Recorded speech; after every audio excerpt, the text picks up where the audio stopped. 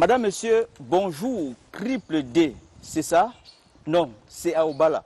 Première sortie à 35 km de Yaoundé pour parler décentralisation deuxième génération. Où en est-on? On fait le point avec le premier magistrat de la ville, monsieur le maire d'Obala. Bonjour. Bonjour Bertin. Merci de répondre aux questions de la CRTV. Qu'est-ce qui fait le symbole de l'identité de la ville d'Obala, à l'instar de Sambelima, La Belle, Ngaoundéré, Château d'eau, Ombessa, Vin de Palme, Bokito, Nigoum, la fierté bamoise? Qu'est-ce qui fait la fierté d'Obala? D'abord le nom de cette ville, Obala. Obal, antilope. Parce que Obala se situe dans une zone de transition entre la forêt et la savane. Et dans cette localité, il y avait beaucoup d'antilopes. Et c'est cet animal qui donnera le nom de la ville d'Obala, qui n'est peut-être pas aujourd'hui une antilope, mais qui vit aussi à l'image de l'antilope, qui n'est pas un animal féroce, mais plutôt une belle petite bête qui donne du plaisir aussi bien dans sa vie quotidienne que dans la marmite. C'est une belle petite bête. Donc Obala, c'est cette antilope qui accueille tout le monde à un carrefour, parce que c'est une ville carrefour, c'est une ville cosmopolite, c'est une ville ancienne, c'est une ville accueillante et hospitalière. D'ailleurs, beaucoup le savent, c'est le laboratoire du vivre ensemble et ça fait notre fierté. Et c'est une ville, bassin de production, qui est la mamelle nourricière de la capitale Yaoundé. Donc c'est tous ces charmes-là qui font la spécificité de notre commune, de notre ville, qui lui donne sa richesse et son identité. Création de la commune en 1955, âge d'or pratiquement en 1964. Obala est la capitale départementale de la Léquié, puis 4 ans plus tard, 68, Obala redevient arrondissement, tout simplement. Comment vous avez vécu tous ces changements à Obala? Bon, cela relève du passé, c'est une histoire ancienne. Ce qui est important, c'est de retenir que la ville d'Obala, la commune d'Obala, a des potentialités, a des richesses qui font d'elle un point stratégique, une destination courue. Alors, est-ce que ce qui est parti reviendra? Ce n'est pas dans le cadre de ce plateau que je vais l'évoquer ou que je ferai mon plaidoyer. Mais vous voyez vous-même, vous voyez par vous-même qu'Obala mérite un statut au-dessus de celui qui est le sien aujourd'hui. La ville d'Obala, aujourd'hui, son et image dans ce grand reportage de Yvonne Gaël AVB.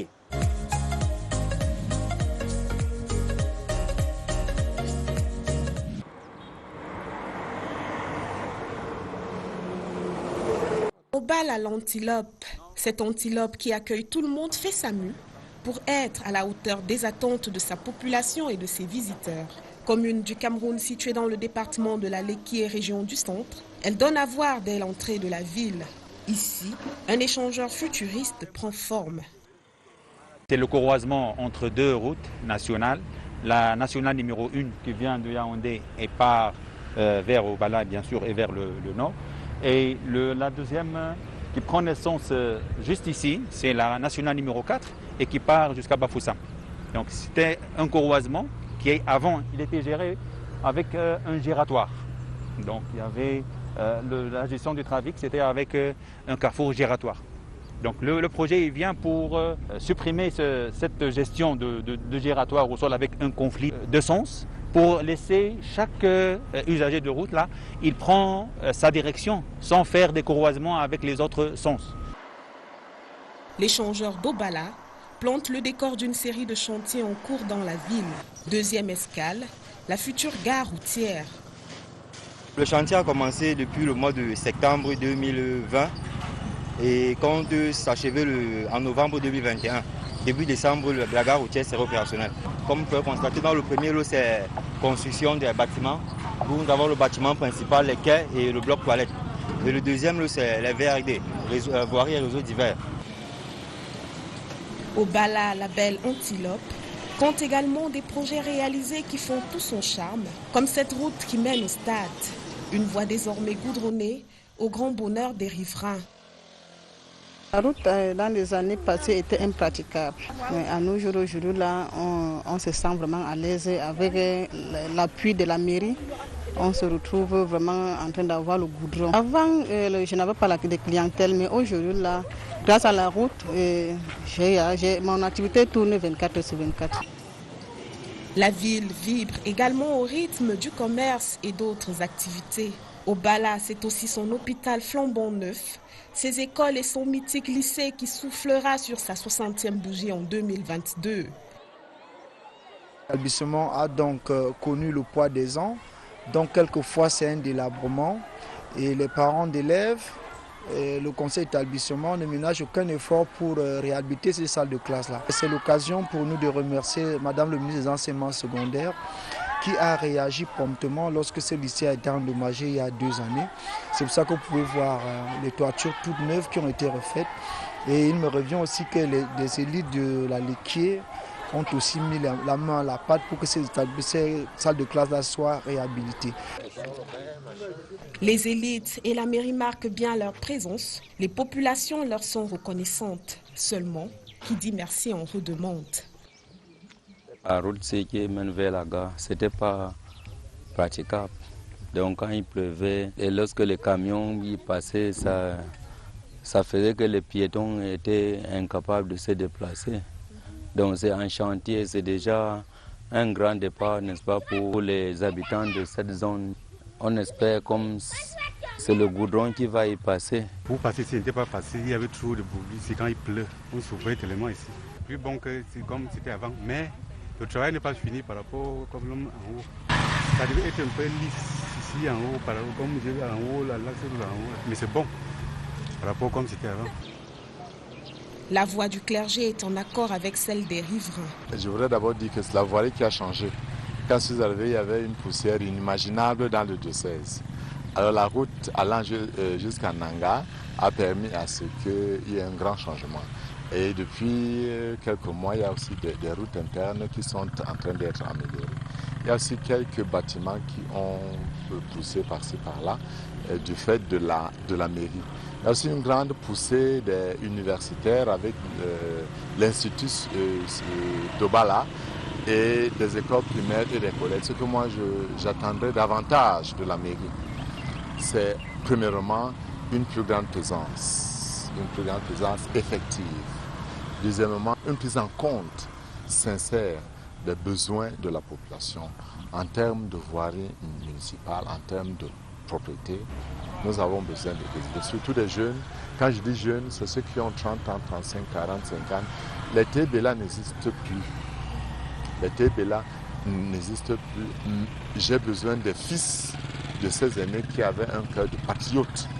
Le message est donc clair comme parole d'évangile. Jeunes, élites et élus, la localité d'Obala a besoin de toutes ses forces vives dans son processus de développement.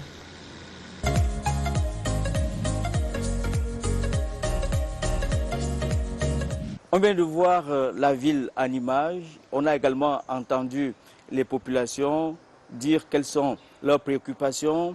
Monsieur le maire, comment se porte Obala? Bon, alors nous n'allons pas rester dans les nuages puisque vous avez vécu, vous vivez la ville d'Obala et vous voyez qu'elle est bien en mouvement. C'est une ville qui se porte bien, mais qui a les problèmes que connaissent les autres villes, les autres communes. Nous avons un problème d'aménagement de notre voirie. Parce que Obala aujourd'hui est une ville moyenne. Il y a 10 ans, nous étions environ 5 000 habitants dans le périmètre urbain, mais aujourd'hui nous sommes 60 000. Et dites-vous bien que dans cet environnement-là, il faut des aménagements. L'aménagement de la voirie, la réalisation des infrastructures de base, des services sociaux de base, c'est-à-dire qu'il faut apporter de l'eau potable, il faut apporter de l'énergie électrique, il faut aménager des places marchands, comme des marchés, il faut aménager des espaces de parking comme des gares routières où l'activité de transport, telle que vous l'avez observé à Obala, est importante. Donc, nous sommes engagés dans tous ces chantiers. Vous voyez bien que la voirie est en train d'être aménagée et nous avons bénéficié d'un important appui du gouvernement de la République. Nous y avons mis nos ressources propres et nous tendons la main à d'autres partenaires pour que la voirie d'Obala reflète ce qu'est réellement cette ville aujourd'hui. Une gare routière est en train d'être construite avec l'appui de la coopération allemande, avec l'appui du FEICOM et des ressources propres de la commune. Et beaucoup veulent copier l'exemple d'Obala. Je dois tirer le chapeau aux populations Obala, aux populations autochtones, qui accueillent toujours ceux qui viennent d'ailleurs et qui les considèrent toujours comme frères et sœurs. Oui, monsieur le maire, je ne vous coupe pas. Bientôt 15 ans, vous êtes à la tête de la commune. Si on part de votre vision en 2021, vous êtes à jour? Nous pouvons dire que nous sommes dans la bonne direction, même si nous ne sommes pas à jour. Que Obala se développe. S'il n'y avait rien à Obala, ces gens ne viendraient pas à Obala. Donc, nous avons réalisé un certain nombre de choses, même si ce n'est pas l'heure du bilan, mais nous devons quand même dire que nous avons offert un certain nombre d'infrastructures à cette ville. Le grand marché d'aujourd'hui qui habite plus de 3000 commerçants, ça a été fait pendant que nous étions là. Le CDI, qui est le centre de documentation, qui accueille des cérémonies, qui a une bibliothèque avec des restaurants et autres structures, c'est pendant notre mandature. Et bien d'autres réalisations qui font qu'aujourd'hui, Obala devienne une destination. Et nous disons que la pression que nous subissons nous demande à travailler davantage dans le sens de l'amélioration du cadre et des conditions de vie des populations. Notre ville doit être davantage aménagée, notre ville doit avoir des structures d'accueil au plan touristique, notre ville doit continuer à offrir de beaux restaurants, de belles écoles, de beaux centres de santé qui puissent prendre en charge la santé de nos populations. Et peut-être aussi un beau stade de football. Oui, nous sommes en voie d'avoir l'un des meilleurs stades du département. Nous avons commencé à réhabiliter le stade municipal. La première phase de ces travaux est terminée. Nous accueillons aujourd'hui des équipes de première division. Il y a une deuxième phase qui consistera à améliorer l'aire de jeu, la main courante et d'autres structures qui viendront rendre ce stade beaucoup plus agréable. Vous avez reçu 2 fois le prix PNDP qui récompense les bonnes pratiques de gouvernance. Cela vous rassure? Oui, c'est toujours bien de recevoir un prix, surtout quand c'est un prix comme celui du PNDP, c'est-à-dire qu'on vous remet un chèque de 50 millions parce que vous avez bien travaillé et on vous demande de mettre ça au profit des populations. Nous l'avons reçu 2 fois. 50 millions 50 millions, ça fait 100 millions de façon consécutive. Nous en sommes fiers. Mais c'est beaucoup plus une interpellation pour nous. Parce que nous n'y allons pas seulement pour gagner un prix, mais c'est pour démontrer que nous faisons des efforts sur le plan de la gouvernance, des efforts dans le cadre de nos missions, qui sont des missions statutaires, qui sont des missions au profit des populations, parce que c'est elles les bénéficiaires. Donc, si ces populations vous manifestent leur satisfaction, et si le gouvernement et un programme comme le PNDP reconnaissent en plus ces efforts, ça ne peut que vous conforter dans votre élan de poursuivre l'effort pour améliorer davantage les conditions et le cadre de vie des populations. Vous avez parlé beaucoup plus de ce qui marche, de ce qui est positif. Monsieur le maire, qu'est-ce qui apparaît au jour d'aujourd'hui comme maillon faible sur le chemin de l'émergence? Bon, nous pouvons dire que tout ce que nous faisons, nous le faisons avec des moyens, les moyens humains, des moyens financiers. Et si ces moyens ne suivent pas toujours, on peut ne pas atteindre l'objectif que nous nous sommes fixés. Donc je voudrais déjà souligner qu'il y a quand même une insuffisance de moyens, aussi bien au plan financier qu'au plan humain. Il faut renforcer notre capacité financière, il faut capaciter davantage ceux qui nous accompagnent au quotidien dans notre mission, il faut renforcer l'autonomie des communes. Cela permettra aux communes de mieux penser le développement local en comptant sur des moyens qui sont mis à leur disposition ou qu'elles produisent elles-mêmes.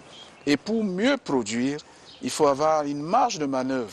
Il faut que la loi, la réglementation incite à la production, donc ça veut incite dire que à la pour création vous, des richesses. Le Code général des collectivités territoriales décentralisées, le Code de 2019, ne produit pas encore tous ses effets. Il ne produit pas encore tous ses effets. C'est de notoriété publique. Si je prends le cas des carrières qui devraient revenir aux communes, si je prends le cas de la taxe foncière qui devrait nous revenir en grande partie, ce n'est pas encore fait. Si je prends même le cas du reversement des centimes additionnels communaux, qui sont le produit des impôts, qui constituent le produit des impôts, des CTD, qui viennent à dose homéopathique et parfois à intervalles irréguliers, tout ça réuni ne permet pas toujours aux bâtisseurs, aux maires, de mener ces actions telles qu'il les aura prévues. Donc, il y a des réglages à faire. Je sais que ce n'est pas facile, aussi bien pour le gouvernement que pour nous-mêmes, mais il faut qu'on s'ajuste par rapport au contexte de décentralisation, par rapport aux attentes des populations qui sont multiples. Aide-toi et le ciel t'aidera. Vous l'avez dit, des populations qui ne doivent pas seulement se poser la question de savoir qu'est-ce qu'Obala fait pour moi, et également se demander ce que ces populations font pour la ville. C'est la même chose pour la commune qui doit peut-être lorgner vers les ressources propres. Oui, les ressources propres doivent être davantage générées. C'est pour cela que les communes doivent créer des activités. Mais si vous créez des activités dans un contexte où le dispositif législatif et réglementaire n'est pas incitatif, ça peut poser quelques problèmes. Nous n'accusons pas le dispositif actuel, mais nous disons qu'il est, pour certains aspects, inopérant et insuffisant. Je prends l'exemple de la fiscalité locale, qui n'est pas maîtrisée par les collectivités territoriales. Il faut que la réforme de cette fiscalité voie bien le jour pour permettre aux communes d'être autonomes. Vous ne pouvez pas continuer à avoir vos impôts gérés par l'État, même si l'État nous couvre nous tous. Mais il faut bien que certaines choses soient gérées localement pour plus d'efficacité. Et vous l'avez dit vous-même, pour donner une marge de manœuvre suffisante à ceux qui ont en charge le développement local. Et justement, monsieur le maire, vous l'avez dit, il faut pouvoir, à votre niveau, maîtriser déjà les rouages de la chose. Vous avez, il n'y a pas très longtemps, franchi la barre psychologique du milliard. Avec le transfert effectif des moyens, vous serez un peu plus loin et l'État plus regardant avec la reddition des comptes. Bon, mon reddition des comptes, ça vaut aussi bien pour les communes, les régions que pour l'État lui-même. Alors, nous travaillons, nous sommes formés depuis longtemps à rendre compte de ce que nous faisons. C'est pour cela que nous produisons un compte administratif, un compte de gestion matière, pour rendre compte de l'utilisation des fonds que nous recevons et que nous produisons. C'est des fonds publics. Donc, qu'on ne s'arrête pas toujours sur cette affaire de reddition des comptes, comme si les communes étaient incapables de rendre compte de ce qu'elles font. Nous sommes bien à l'aise pour rendre compte de ce que nous faisons, mais nous demandons un peu plus d'autonomie. Et l'État même travaille à cela, même si c'est lent, pour dire que la décentralisation aura tous ses effets si chacun joue sa partition. C'est facile de dire que les communes n'arrivent pas encore à faire ce qu'on leur demande de faire, mais il faut aussi voir de l'autre côté ce qui n'est pas fait. Oui, monsieur le maire, nous sommes en période de rentrée nous ne sommes pas devant un tribunal. Vous avez joué... Nous disons tout simplement que nous sommes lancés dans un processus irréversible. Et les populations attendent beaucoup des CTD.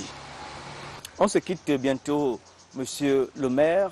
2021 se referme dans quelques mois. Vous vous dites mission accomplie, exercice réussi, 2021? Oui, vous savez, nous avons des outils pour mesurer ça. Vous avez un plan d'investissement annuel qui est voté par le conseil municipal. Si vous avez arrêté un certain nombre de projets, au terme de l'exercice, vous évaluez. Vous évaluez. Et si vous avez atteint un pourcentage satisfaisant, on peut dire que vous avez bien travaillé. Il faut bien que la population sente qu'elle est véritablement prise en charge. Donc, pour dire, est-ce qu'au bout de 2021, on dira qu'on a fait notre travail? Nous pensons que nous sommes là pour faire notre travail. Et ce n'est pas un travail individuel, c'est un travail collectif. J'ai tout un exécutif, j'ai tout un conseil, j'ai un ensemble du personnel, j'ai toutes ces associations qui œuvrent pour le bien-être et pour lesquelles nous avons un regard. J'ai la communauté éducative. Il faut intervenir dans les écoles qui sont sinistrées, qui ont des problèmes. Et parfois, la demande est plus forte que les moyens qui sont mis à notre disposition. On sort par là, monsieur le maire. Comment entendez-vous marquer les esprits dans votre époque, dans votre mandature, en l'instar de l'un de vos prédécesseurs, Théodore Bella, de regretter mémoire, Thé Bella, qui a marqué son passage 1996-2002. C'est un patriarche qui a participé à notre formation.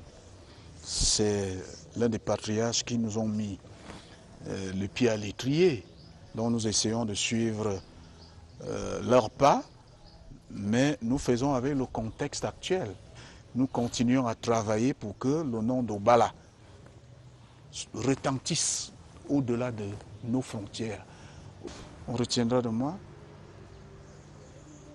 l'image d'un bâtisseur qui invite tous ses frères et sœurs à se mettre avec lui pour bâtir une commune où il fait bon vivre. Merci, monsieur le maire. C'est moi qui vous remercie, Bertin. C'était Obala Actuel sur Triple D. Je vous donne rendez-vous la semaine prochaine sur d'autres chantiers de la décentralisation au Cameroun. Au revoir.